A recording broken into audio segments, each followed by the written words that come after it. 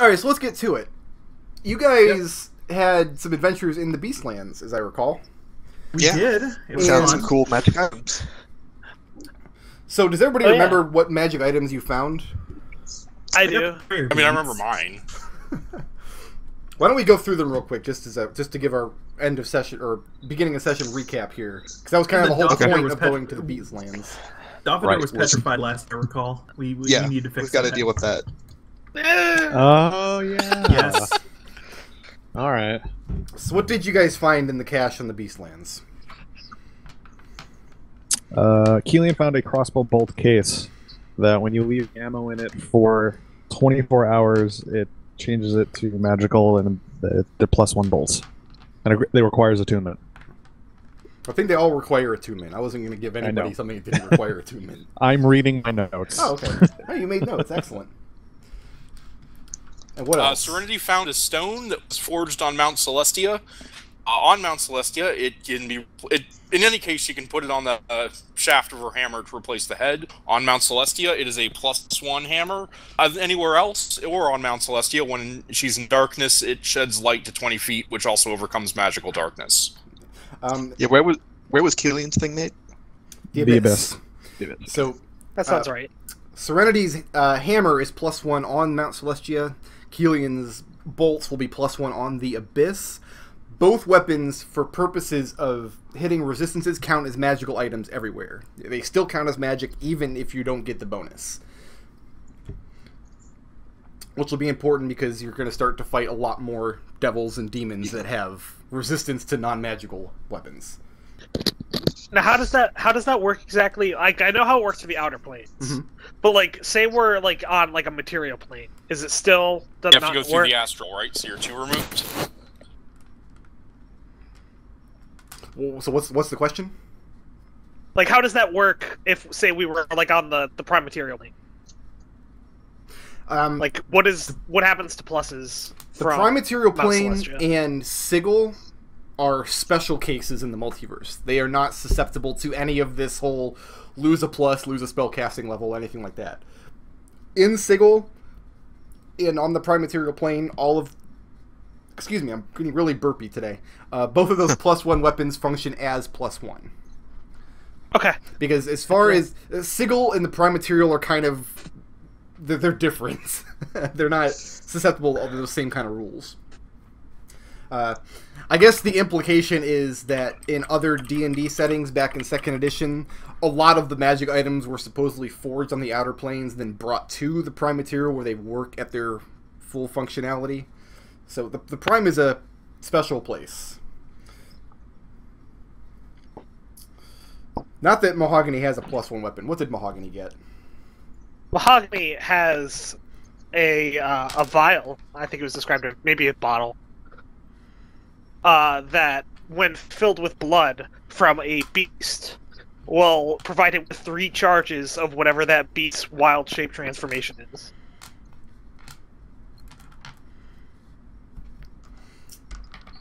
But yeah, that sounds about right. And what else?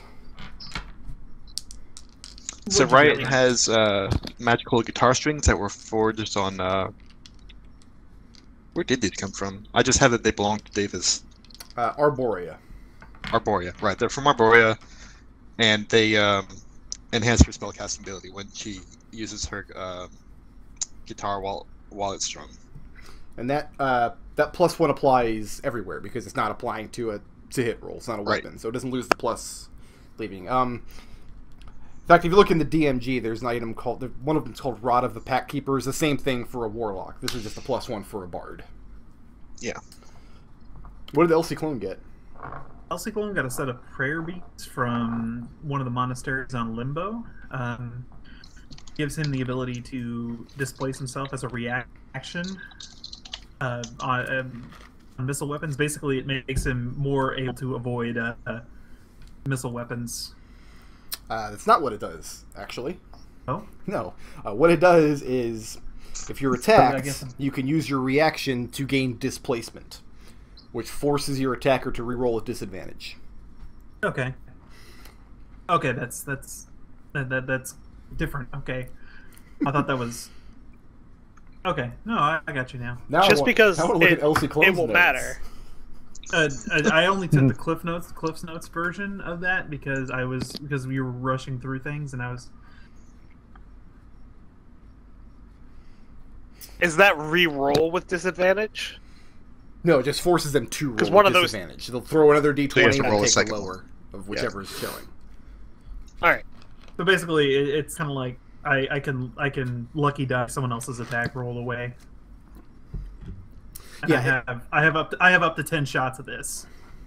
At the end of a long rest, Oh, you can that's roll right. a d4, and if you roll a 4, one of the beads will regenerate.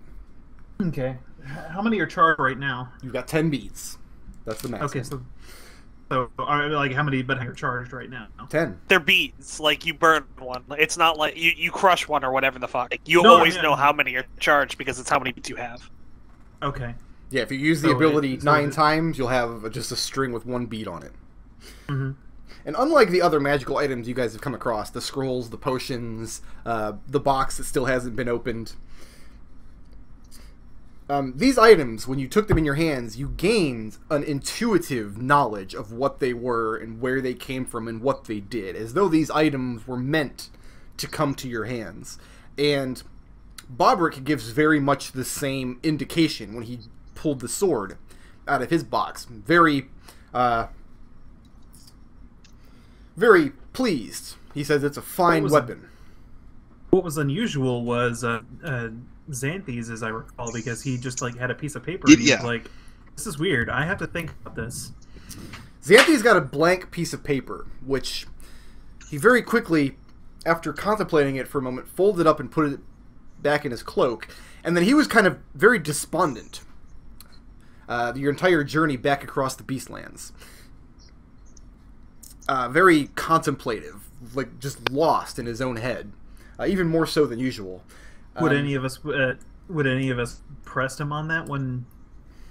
I mean, he usually seemed pretty quiet as we were wandering Eastlands, but That's up to you, man. Did you press him on it?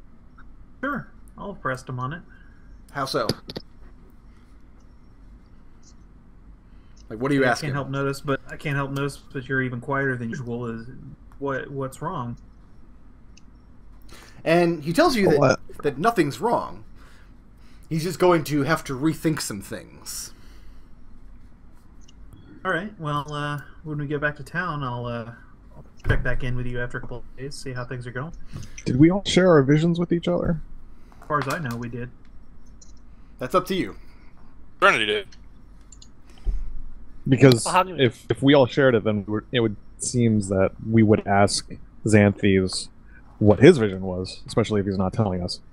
And in that case, he's very tight-lipped. He refuses to say. All right. Oh, that's fine. But we need to. We do need to. That probably needs to first thing is address Doffinder's petrification and getting that reversed. Well, before we worry about that, let's go over some of the stuff that happened in Sigil while you guys were away. Yeah, weren't we traipsing around that for like a month? You guys were on the Beastlands for, the better part of a month. When you come back, when you left, it was the end of Amnesius. When you come back, it is the last week of Quintember. Okay. The 33rd of Quintember is when you get back. So you guys have been gone for about 4.5 weeks. Kelian, the crossbow that you commissioned is complete. Yay! So you want to take down these notes. Here's how it works. All right, hold on. All right, go. First of all, it's very heavy. Because the bolt case that slides into the top, you're essentially sliding a wooden bolt case into the top of the crossbow so it'll automatically reload itself. Got it. You commissioned 2 of these, right? Let me check. Yes, because I'm broke. Okay. To the point where it would be very difficult to carry both of these at once and still be stealthy. Okay. That's kind of true of a standard crossbow anyway, but these don't come in a hand crossbow size. This is going to be a light crossbow with the bolt case. The way it works is it takes an action to load a bolt, which means it takes 10 actions to completely load the bolt case. So when you fire, it automatically reloads itself. If you gain... I don't think rogues get it naturally, but if you gain some way to take a second attack in a round, you can fire without having to reload the crossbow because the crossbow reloads itself. Once you've fired 10 times, you got to take 10 actions to reload the bolt case, or reload just one bolt at a time like usual. Okay. It's a very delicate mechanical device. And so when you go to pick it up, you commission this from the middle bobs, as I recall, yes? That is correct. In the middle bobs, they walk you through how to disassemble it, how to care for all the pieces. A very delicate mechanism. If you roll the hit and roll a 1, the crossbow jams and can't be fired again until you take an action to clear it. That's on a 1. That's your critical fail. Got it. Otherwise, works just like your other crossbow. The bolt case that slides in with 10 bolts. Obviously, if you want to use your magic bolts, you'd have to carry both bolt cases. The magic one you have carries 20 bolts. You'll have to take 10 out of there, put them in your slide, lock them in place, and you're good to go. Okay. It takes 10 actions to load a bolt case, so it essentially takes... that's a minute? Yeah. Yeah. Right. Takes about a minute. You have the crossbow expert feat, which allows you to ignore the loading property of a weapon. What that means, you can load one bolt without taking an action, essentially. Okay. For a rogue, that's not going to come into play a lot, because I don't think you gain any extra attacks ever, but you might get... Like, someone else's class feature might grant you an attack. A bonus attack. Like, example would be Kelian. He was always trying to get Zoop to take an extra attack with Commander's Strike. Exactly. All right. But yeah, exquisite pieces of machinery, so now you have the one and the backup. But carrying both at once, they're very bulky. They're about twice as heavy as the standard crossbow you're used to. Okay. Where's my calendar? Quintember is the... To put it in alignment terms, is the lawful neutral month. This month is sponsored by the Fraternity of Order. The first of the month, Factal Hashkar gives an address. And this is the very rough equivalent of the State of the Union in the U.S. Hashkar goes up. The difference is Hashkar talks forever. When Hashkar gives a speech, he does not make any effort to put any charisma into it. All he's doing is trying to impart as much information about the preceding year and the governor's plans for the following year as possible. These speeches usually go on for 6-7 hours. And, So when you say the first is Hashkar's address, you mean all of the first? All of the first, right. Full transcripts of the address are available at the court for 4 silver pieces. They are 90 pages long. Now, do those sell well? Do they sell? Maybe to governors. They probably can get it for free, actually. A lot of the stuff that Hashkar says in his address goes over everybody's head. Nobody cares, except for high-ups and the governors. Mostly nobody cares. Like, he'll list off all the court appointments and all the terms that have run out, and et cetera, et cetera. But part of his speech involved very tepid condemnation of the recent Mercy Killer decree. Nightlegia's friggin' overreach. Right. Very, very light condemnation. He cautioning his faction, cautioning the Mercy Killers rather, not to confuse punishment with justice. And then he gave a 1-hour explanation on the governor's view of the difference between punishment and justice, which basically boils down to that punishing simply for the sake of doling out punishments does not attain justice. It's not correct in the eyes of the law. However, Hashkar has instructed his underlings who run the city courts not to take the possibility of harsh punishment under consideration when sentencing. In other words, the courts are not allowed, as far as Hashkar is concerned, to give down sentences specifically to ensure that the guilty party is not punished overmuch. If you jaywalk and sigil, the governors have to find you guilty, and then you have to do 10 years hard labor in the lower planes. Tacit approval. So Sigel's getting shitty. the aftermath of this, because a lot of people in Sigil, especially a lot of the like low-level namers in the lawful factions, were kind of waiting for Hashkar's address to come out as a strong condemnation of the Mercy Killer's decree. That they're going to correct for this over-punishing sentencing at the court level. But what he's essentially said is, we don't pass the sentences, all we do is determine guilt. So the governors are against it on paper, but in practice, it's going to be business as usual. Another thing that happened while you guys were away, the day after the address, they hold what's called the Forum of Law and Order. This is a forum in the Hall of Speakers. The Hall of Speakers is closed to all factions except the Governors, the Harmonium, and the Mercy Killers all day. And this year,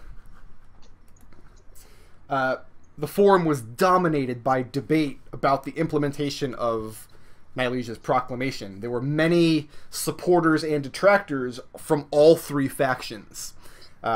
Even in the Mercy Killers, a lot of Mercy Killers are very split on this.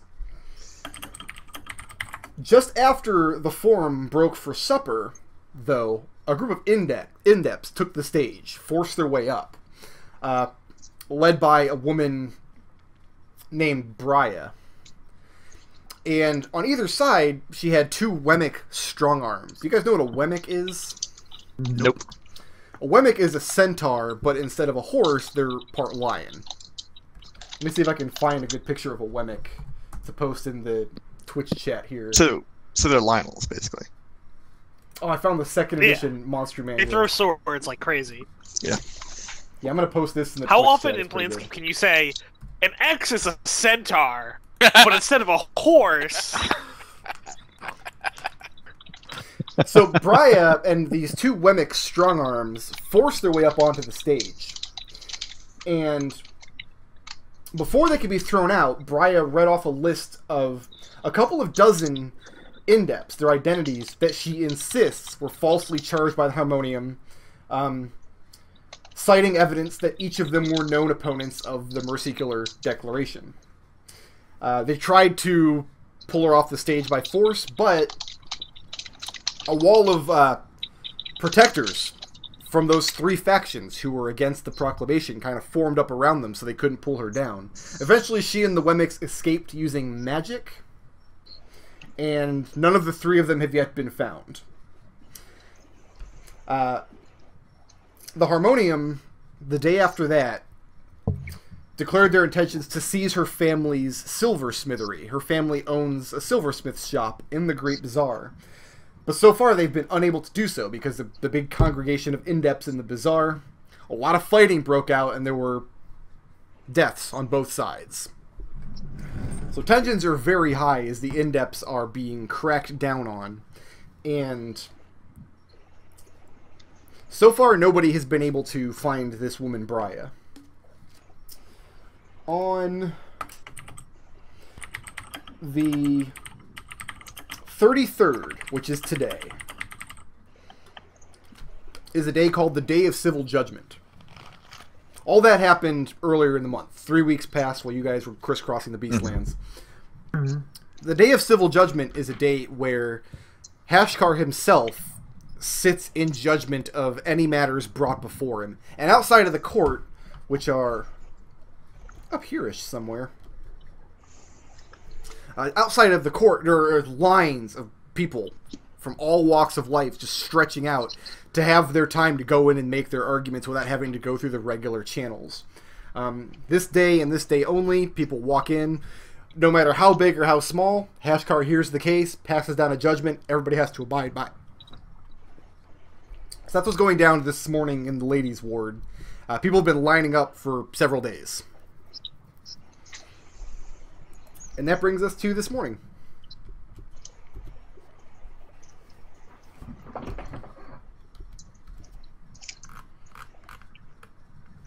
So, morning actions. All right. Riot. Where did we come out of? this area near this horse statue here is where Mahogany's portal goes. Gotcha. Okay. First thing Riot's going to do is go and see if she can find Tasbit over at the Horrible Liar. Okay. Go ahead and place your thing there. I'm going to start keeping track of these actions in a different way. Mm-hmm. What is McDohl's? What is Kelian's morning action? He is going to work. Going to work. barring, good.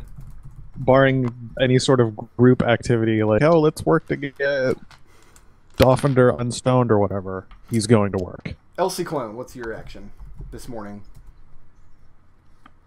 Hey, Riot, are you going to Tasbit to see about getting Dolphinder fixed, or is that what you're going to Tasbit for, or is that something else? No. I have a life. I'm going back to Tasbit to get my life back in order. Okay. Then I'm going to go find Father Mondo. Okay. What is Serenity's morning action? Serenity was wondering if anyone else was going to... what we were going to do with Dolphinder, because she was assuming she was carrying her. At this point. Ciclon would pipe up. Maybe Father Mondo would be able to help. He is she'll go with Cyclone. Okay. And what about Mahogany? Alright, that seems like it's being taken care of, and Mahogany doesn't see why he should also be there. So he's going to have some private time in the Beastlands. I'm thinking I'm going to level this morning. Okay, so you're going to level up? Yeah, I'm gonna wait behind the Beastlands, see everyone off, and then head back in and spend some time in meditation. Okay. Hunting, you know. So let's start with Ciclon and Serenity. Okay. Going to Father Mondo's kitchen over in the lower ward.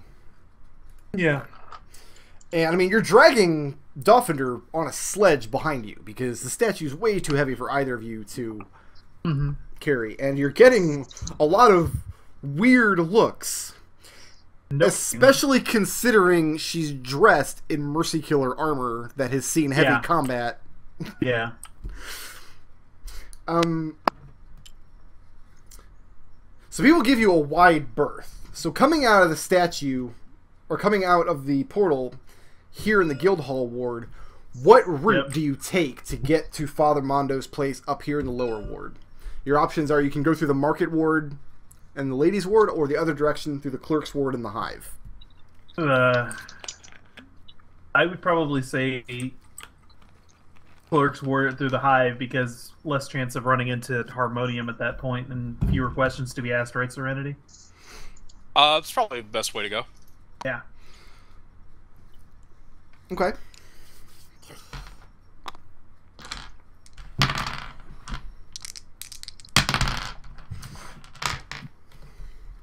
A quick question, who has the package? I would have held on to it for Alright. Dolphinder. Ciclon has Dolphinder's package? Yeah. Okay, that's fine. I meant the package. I've got Dolphinder's package, actually. The staff-shaped one. Triskelia's box, Riot has that. Riot has Triskelia's box. Thank you.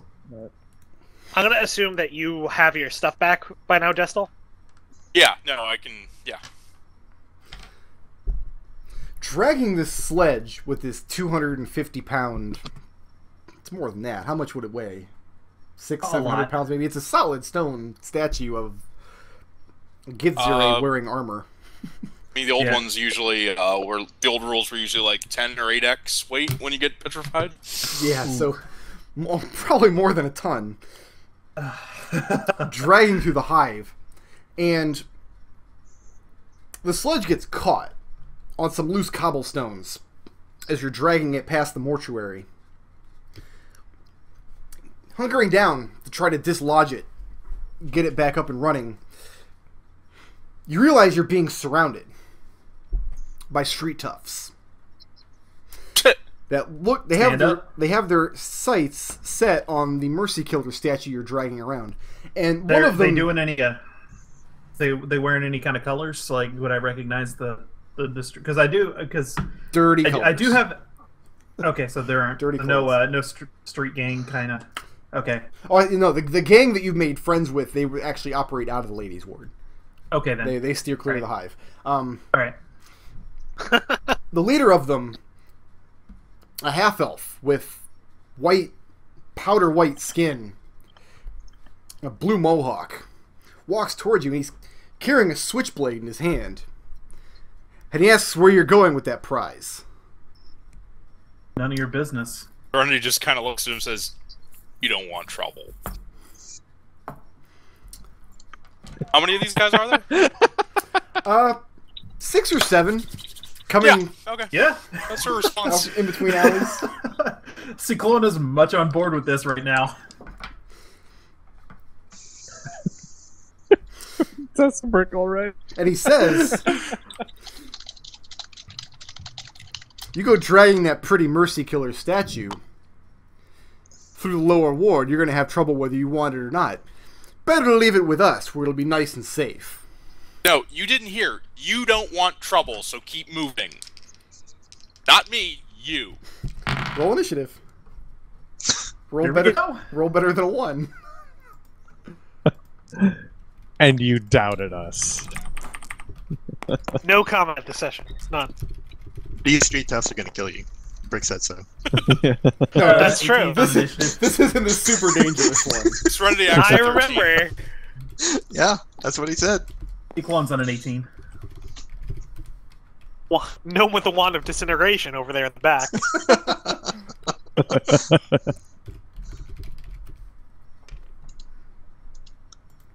Elsie Clone. You got 7 of these street toughs that have circled you. Mm-hmm. And you're in a really bad part of town. And after Serenity gives her warning, it looks like this guy is going to come in at her. Yeah, no, I'm gonna intercept him and toss him to the ground.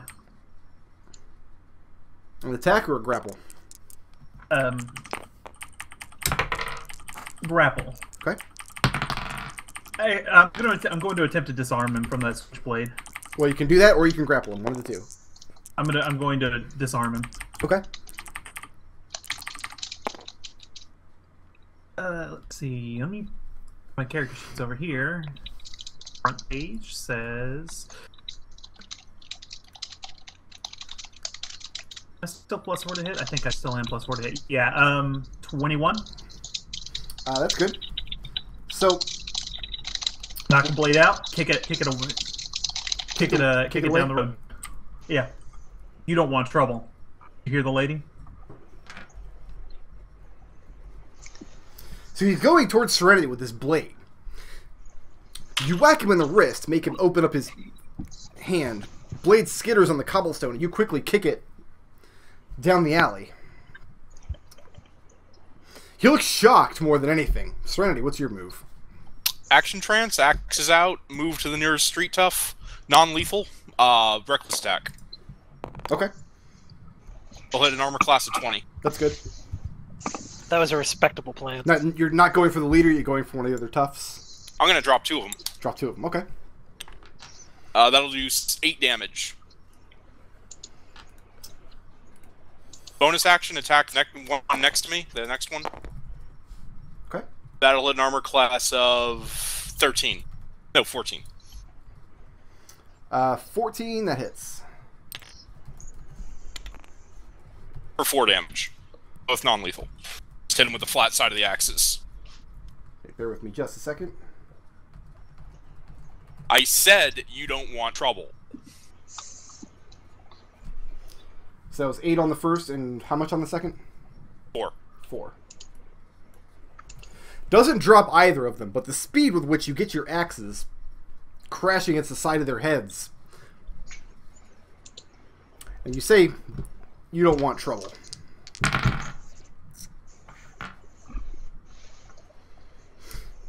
The 2 toughs standing next to you, Serenity, they get advantage on this roll, right? Because you reckless attacked? Yep.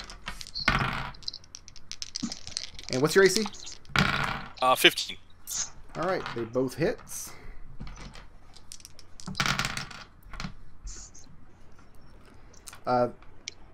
Total is 11 bludgeoning damage, which you can resist from... So 5.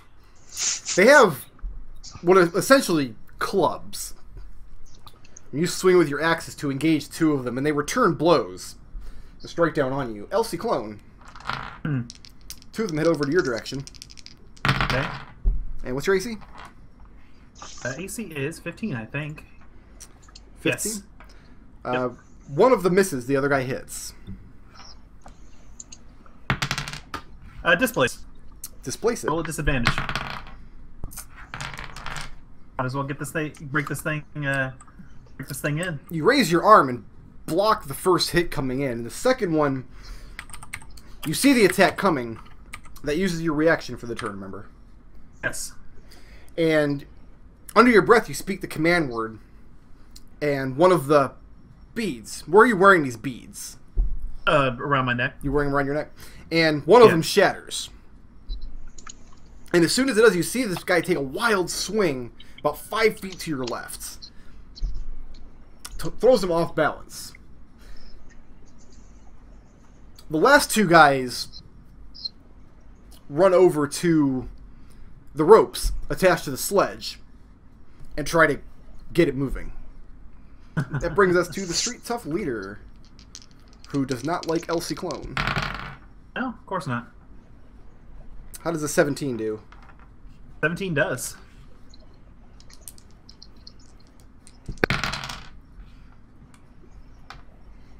Eight slashing damage. He reaches down in his belt, pulls out a second knife, slashes you across the chest. Let's bring this back to Ciclon. You're up. All right. Here we go. Time to show this guy what for. I gave him his hands, disarmed him, told him to go the fuck away. He didn't listen. Time to get dropped. This is the leader? He hit. Yeah, the leader. How's the 16 do? 16's good. All right.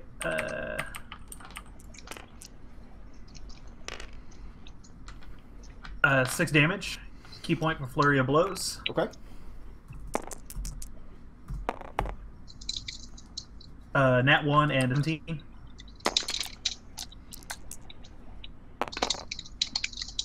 Three more damage. So 9 damage total. Okay.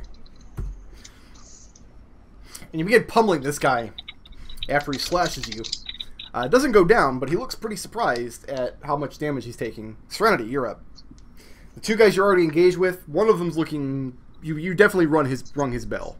He's bruised and lumpy. Oh, we just lost that was Destil. before you started hitting him. Yeah, he just dropped. Oh, God. Listen, I'm a cipher. I know what he wants to do. I'll roll for him. Okay. What does he want to do? The hell? I can hear you guys. Oh. I'm still on mumble. Oh, we hear you. Yeah, but you dropped out a... Oh, that's fine. Tabletop. Are they having any luck getting the sled to move?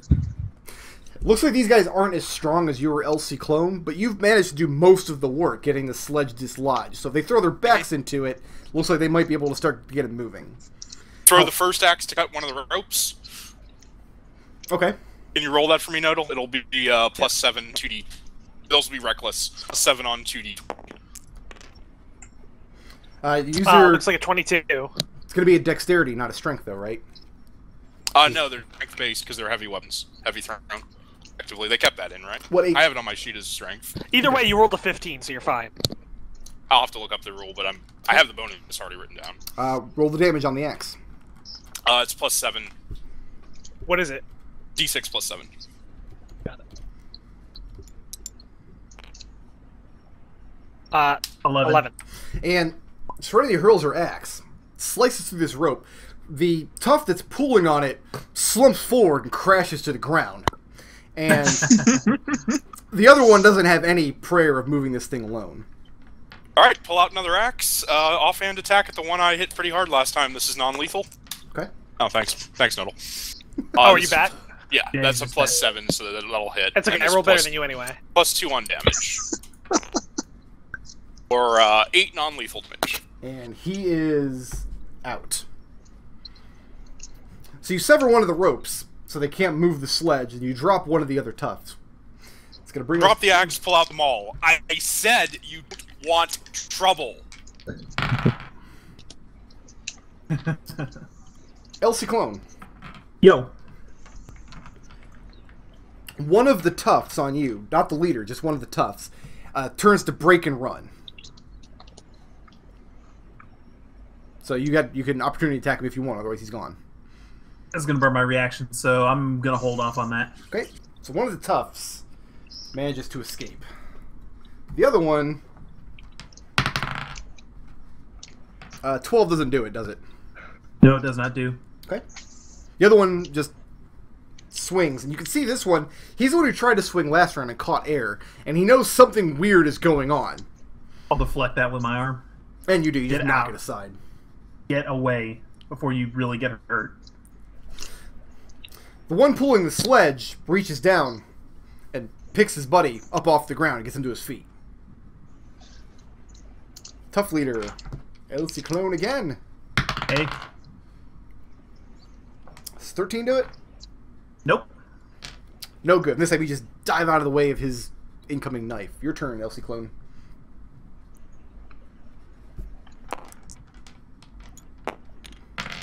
How does a 14 do? Who are you attacking? Tough leader. 14 is not good enough. Alright, key point for flurry of blows.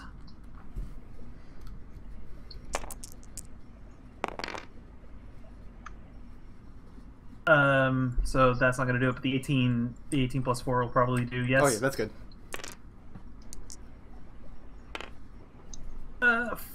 4 damage. Okay. Crack him upside the head. And I'm this holding one, back right now. You tell him you're holding back? Yeah, I'm holding back right now. Don't test my patience further. You see that the one you're fighting now, this the one with the mohawk, he's definitely had some kind of fighting training somewhere. He's not up to your level, but he's not just a standard street thug either. The two who are pulling the sledge break and run. They're gone. Ciclon, you're up. That was it. Me flurrying. Oh, that's right. Serenity, you're up. Serenity. So how many are left still trying to fight? Ciclon has the leader and one tough on him, and you've got one on you. So just the three. All right, left. I'll take a non-lethal swing with them all. Just bring his kneecaps out, bring his legs out from under him. That'll hit 19 on AC. That's good. 6. I'll just roll twice. 14 damage. And that one's down. You sweep low with your axe, you bring his legs out from under him, but you hear his head crack against the stones on the ground, and he's seeing Tweety birds. And then I'll move so that I'm the guy with Mohawk is between me and Ciclon. Okay. They're currently engaged. You're gonna have to kind of shove them apart. Can I get? No, I want him between us, not between. Oh, you want to flank him? Gotcha. You're moving to flank. You're moving to flank the Mohawk guy. Yeah, easy enough.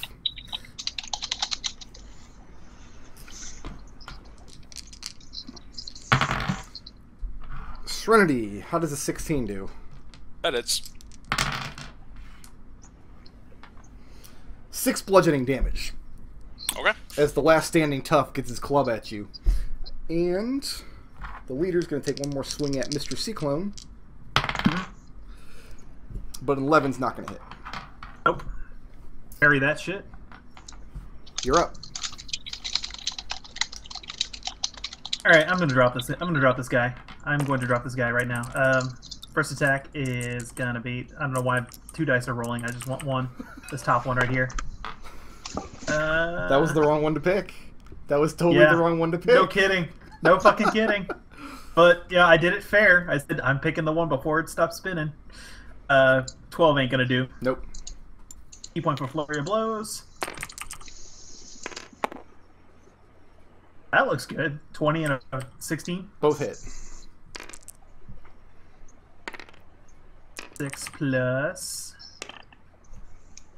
Wow, max damage. And the leader 12 damage. now laying unconscious in the street. Leave him face down in the leave him face down in the puddles. This last guy standing, and the crowd that's starting to form around you, watching this happen. This last guy standing, his eyes dart between you and his unconscious comrades in the crowd looking around. Looks like he's going to break and run. Serenity, it's your turn. Which one's breaking and running? The tough or the leader? The leader's unconscious on the ground. The leader's down. Okay. I mean, I'm fine with him just running. He's the last one, right? He's the last one, yeah. Go. Let him go? I tell him go. And he does. He turns around and he muscles his way through the crowd. And he vanishes. Turn back to the sledge. Yeah, just start tying the rope together. I'll slide the bodies out of the way of the road and then start tying the two halves of the rope together. Okay. As you guys are going about this work, nobody stops you from doing it, but a lot of people saw this go down. And looking out at the crowd, you do see a lot of faction sigils. You do see a lot of people who saw a couple of adventurers pulling a sledge with a petrified mercy killer on it. And as you continue pulling it through the streets, where's your destination? Father Mondo's place, right? In the lower ward? Yeah, the soup kitchen. You have some hangers-on, people who are walking along and watching where this goes. And you notice no actual members of the Mercy Killers. You wouldn't find a lot of those in the Hive. But a couple of Aethar who watched it go down, several Sensates, and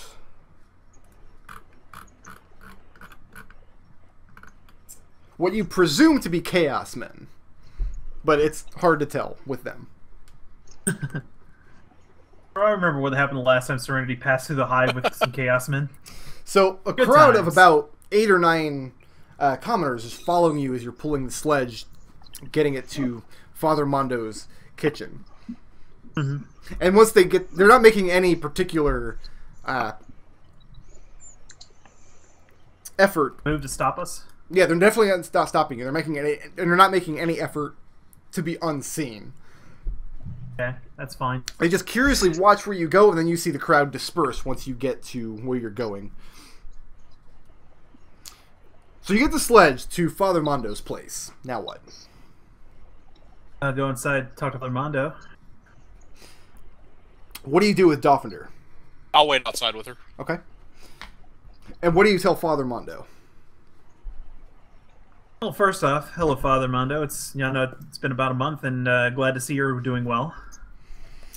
And he says you as well. I know the last few times we spoke, you spoke of things that were troubling you. Yes, and while I haven't come to peace with those, it seems I have a whole new heap of problems on me, and I was actually wondering if you could assist us in this endeavor. And I'll jerk my head toward the front door to motion for him to come back outside to see Statue Dolphinder outside. And he comes with you and sees the statue, and he asks what happened. He asks for the story. Okay, so we were my companion. She's one of our companions that was traveling through the Beastlands with us, and we came upon a which one was that? It was a Gorgon, yes. Big metal bull. I don't know the name. Yeah, a big metal bull, and it didn't taste very good. It expelled some kind of gas from its mouth, and when it hit her, it turned her to stone. He sees the people on the street that are watching with great curiosity as what's happening. He tells you to pull the sledge around back. Yeah. Okay. He disappears back into the kitchen, and when you get the statue of Dolphinder around back, as soon as you get back there, he throws a burlap cloth over her and then ties it off to the ground. So it just looks like a pallet of something. Yeah, just a pallet of who knows what. He says that removing petrification is no small feat. I know. This is a this is a great boon that you ask, but you've been a friend to me in the kitchen in the past, and you have adopted the teachings of Amaterasu for yourself. And speaking of which, I wanted to talk to you about that, but later. He explains that the magic required to remove the petrification is very expensive. It uses a diamond. At least 100 gold pieces in value that you must crush to dust. Tells you if you bring him this component, he can cast the spell and remove the petrification. But this is not something that he just has on hand. Yeah, no kidding. Because I don't have anything. I don't have that much scratch on me. He says he'll be happy to watch over the statue until then and keep it safe from prying eyes. Good. Thank you very much, Father Mondo. I'll be back. I'll be back soon. Hopefully, with what you need. All right. Riot. Mm-hmm. You get onto the horrible liar. Do you remember where that was? I don't have many notes on it. I remember it being in the clerk's ward. Okay. Yeah, that's where I remember that too. Near to the fest hall. I don't remember exactly where. Because it's Sensate owned and operated. Right. And what was the name of the proprietor of the horrible liar? Did I write that down? I think I did. Let me open up my other notes. I will search my...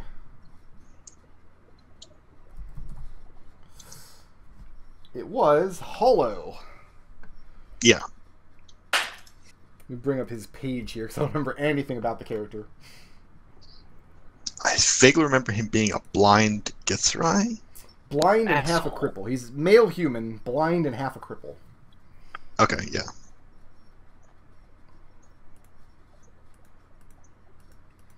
Going there looking for Tasbit, and sure enough, after a little while, Tasbit comes in. And I hail him, and I'll wave him over to my table. And he inquires as to where you've been for the past month.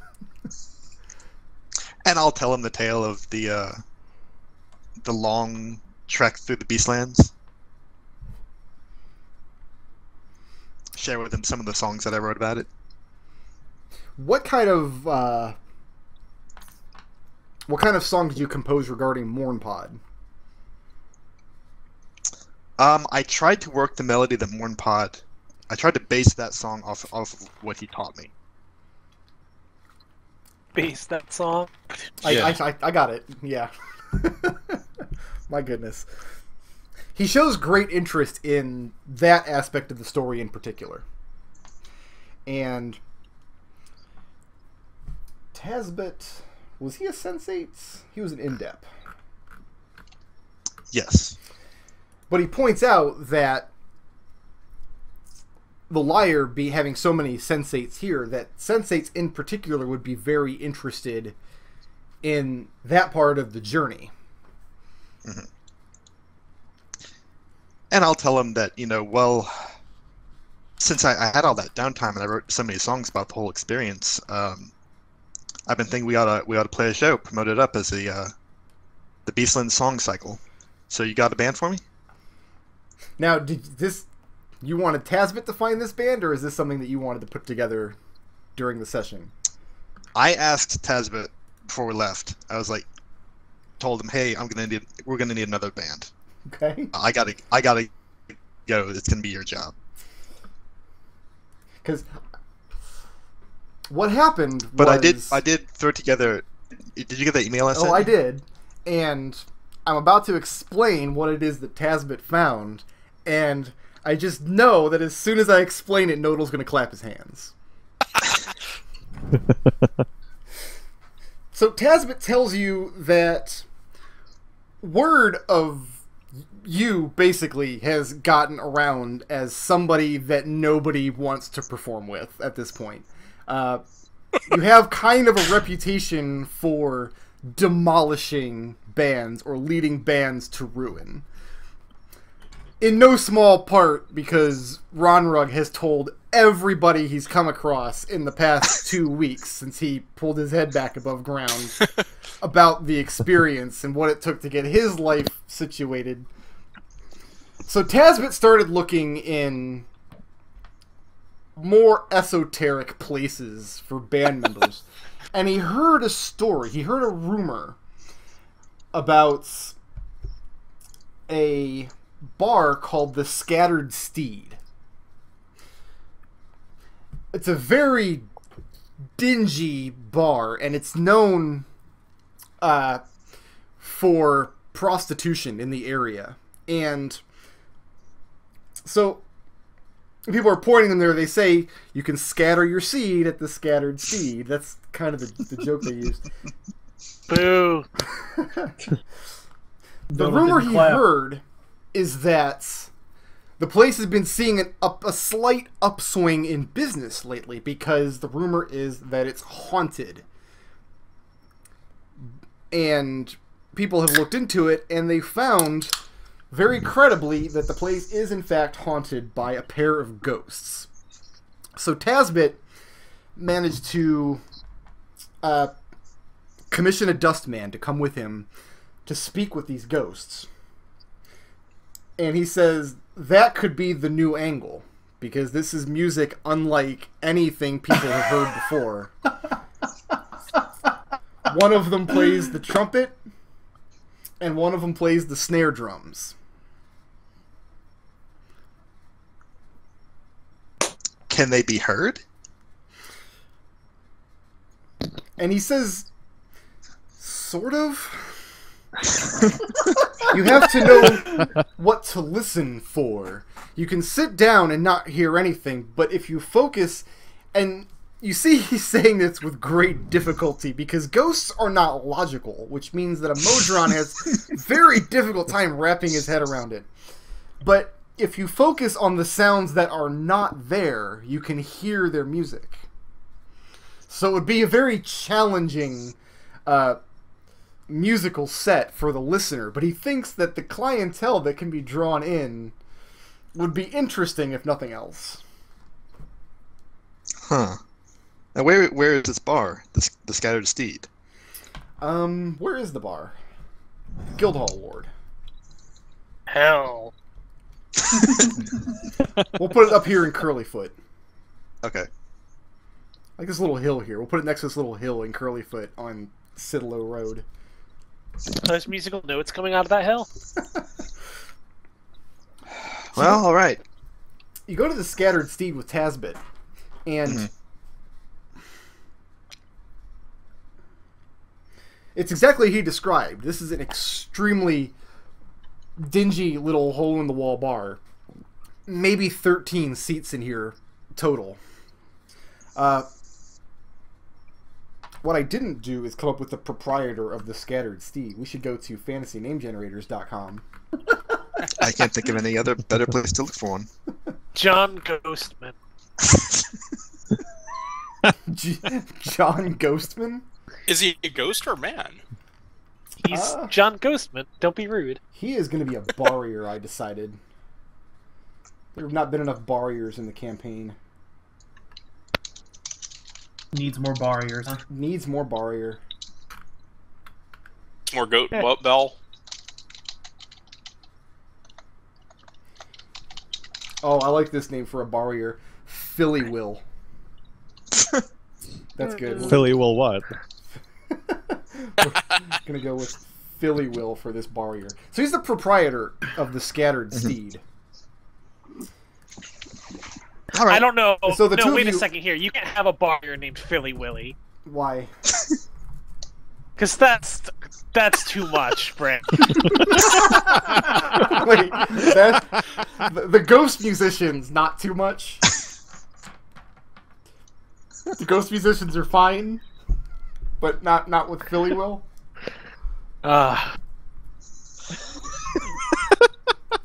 So I'll introduce myself to Philly Willy. Okay.